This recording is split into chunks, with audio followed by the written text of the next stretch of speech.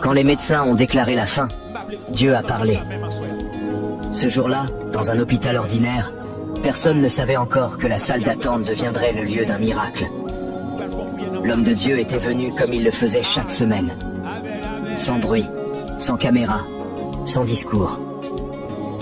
Il passait de chambre en chambre, priant pour les malades, posant une main, murmurant un mot d'espérance, puis repartait.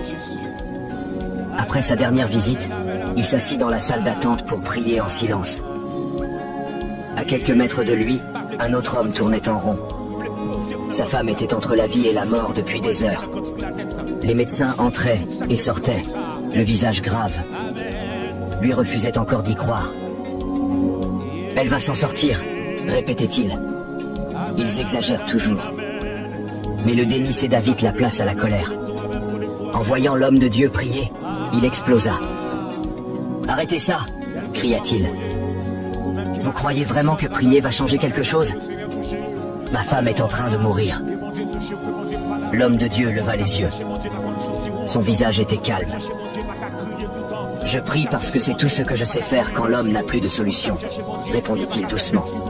« Votre Dieu est en retard, » hurla l'homme. « S'il existait, elle ne serait pas dans cet état. » L'homme de Dieu ne se leva pas.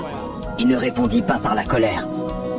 Il baissa simplement la tête et continua de prier.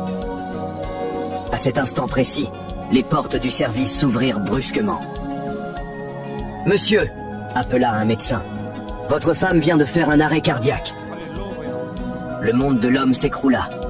Il tomba sur une chaise, les mains sur le visage, incapable de parler.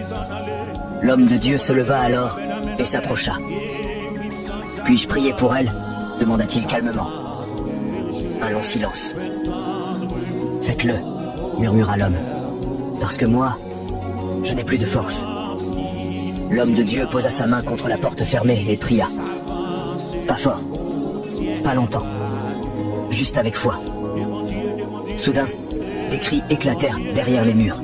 « Elle revient, le cœur est reparti !» Les médecins sortirent, bouleversés. « C'est inexplicable, » dit l'un d'eux. « Nous l'avions perdue. » L'homme s'effondra en larmes.